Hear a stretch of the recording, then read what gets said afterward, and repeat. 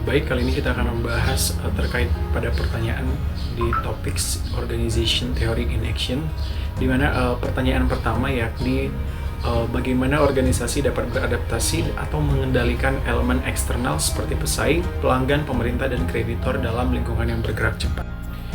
Baik, organisasi dapat beradaptasi dengan lingkungan eksternal yang dinamis melalui berbagai strategi, di mana di sini menurut Duff tahun 2021, organisasi perlu melakukan environmental scanning untuk terus memantau perkembangan di pasar dan lingkungan eksternal. Nah, dengan memahami tren pesaing, perubahan regulasi pemerintah, dan preferensi pelanggan, serta tuntutan dari kreditor, organisasi dapat merespon dengan cepat. Nah, strategi lain yang melibatkan alliance dan partnership yang memungkinkan perusahaan berbagi sumber daya dan juga resiko. Nah, untuk pelanggan, penggunaan teknologi digital seperti Big Data Analytics dapat membantu organisasi untuk memahami kebutuhan pelanggan secara real time. Ini disebutkan oleh Porter dan Helpman pada tahun 2014.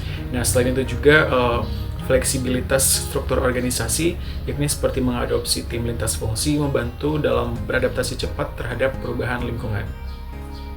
Kemudian pertanyaan kedua yakni perubahan strategis dan struktural apa yang dibutuhkan agar organisasi dapat mencapai efektivitasnya.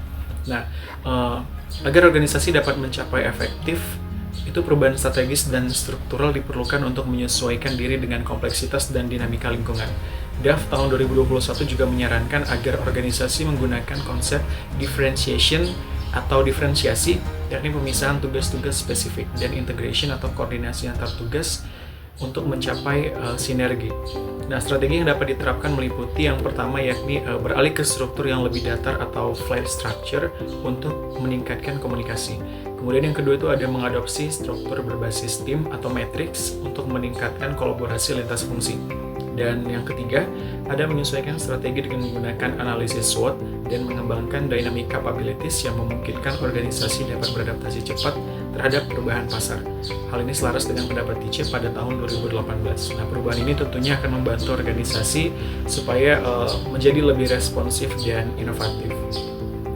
Kemudian yang ketiga, pertanyaan ketiga yakni bagaimana organisasi dapat menghindari pelanggaran etika manajemen yang dapat mengancam kelangsungan hidupnya.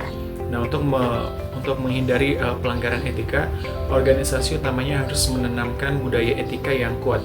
Duff 2021 menyatakan bahwa nilai dan norma etis harus dibentuk dari tingkat manajemen puncak dan dijadikan bagian dari sistem organisasi. Nah, langkah konkret yang dapat dilakukan meliputi yang pertama yakni menyusun kode etik yang jelas dan mengkomunikasikannya kepada seluruh karyawan. Kemudian yang kedua, melakukan pelatihan secara rutin.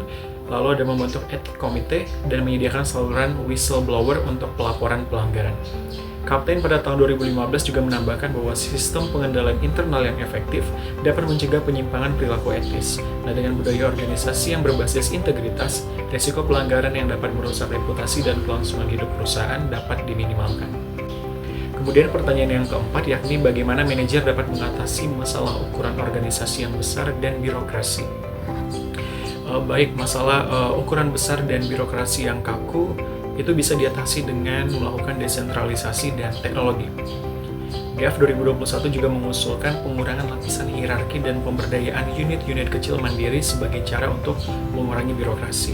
Langkah lain dapat diambil oleh suatu organisasi atau perusahaan yang pertama yakni dengan menggunakan teknologi informasi untuk memotong jalur komunikasi yang berbelit.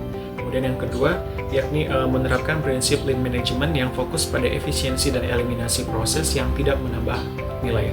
Hal ini disebutkan oleh Womack dan Jones pada tahun 2003. Kemudian yang terakhir yakni mengadopsi structure adhocracy yang fleksibel dan inovatif. Nah, dengan langkah ini, organisasi besar dapat bertindak seperti perusahaan kecil yang lebih lincah. Kemudian pertanyaan kelima yakni bagaimana penggunaan kekuasaan dan politik yang tepat di antara manajer. Penggunaan kekuasaan dalam organisasi harus diarahkan untuk mencapai tujuan yang kolektif, bukan kepentingan pribadi. Duff tahun 2021 juga menyebutkan bahwa kekuasaan adalah alat koordinasi yang penting, terutama dalam organisasi yang cukup besar, di mana penggunaan yang tepat meliputi yang pertama adalah membangun koalisi yang mendukung perubahan strategis. Kemudian yang kedua menggunakan soft power seperti keahlian, reputasi, dan kemampuan bernegosiasi daripada hanya kekuasaan yang formal saja. Baik, yang ketiga ada mengelola politik organisasi secara terbuka dan etis agar mendukung efektivitas bukan menciptakan konflik. Hal ini disebutkan oleh Pfeffer pada tahun 2010. Nah, kekuasaan yang digunakan untuk mempercepat keputusan strategis dan memecahkan masalah akan meningkatkan kinerja dari sebuah organisasi. Kemudian pertanyaan keenam, yakni bagaimana konflik internal seharusnya dikelola. Baik, konflik internal harus dikelola secara konstruktif agar menjadi sumber inovasi dan bukan perpecahan.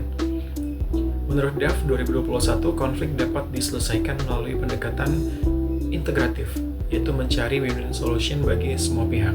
Nah, strategi manajemen konflik yang efektif meliputi yang pertama, menggunakan mediasi pihak ketiga jika konflik tidak dapat diselesaikan secara langsung. Kemudian yang kedua, menerapkan pelatihan komunikasi efektif untuk manajer.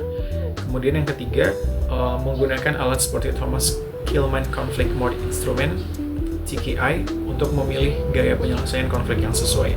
Nah, selain itu juga organisasi harus membangun budaya yang menghargai perbedaan pendapat dan mendorong dialog yang terbuka.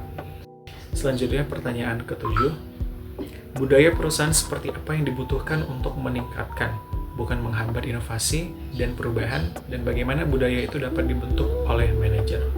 Nah, budaya perusahaan yang mendukung inovasi itu adalah budaya yang adaptif dan mendorong eksperimen. Duff 2021 juga menyatakan bahwa budaya yang fleksibel memungkinkan organisasi untuk cepat berubah saat lingkungan berubah. Nah, ciri budaya yang mendukung inovasi, yang pertama adalah memberikan ruang bagi karyawan untuk bereksperimen tanpa takut dihukum atas kegagalan. Ini disebutkan oleh Edmondson dalam Psychological Safety pada tahun 2019. Kedua, memfasilitasi pembelajaran terus-menerus dan berbagi pengetahuan. Kemudian yang ketiga yakni adalah kepemimpinan yang mendorong keterbukaan dan menerima perubahan. Yang ketiga yakni adalah kepemimpinan yang mendorong keterbukaan dan menerima perubahan. Nah, manajer dapat membentuk budaya ini melalui tindakan nyata, seperti memberi penghargaan atas ide baru, menciptakan struktur tim lintas fungsi, dan menjadi teladan dalam pembelajaran dan adaptasi. Baik, sekian video singkat terkait untuk penjelasan pada pertanyaan yang terdapat di topik Organization Theory in Action pada chapter 1. Semoga dapat menambah wawasan kita semua ya. Terima kasih.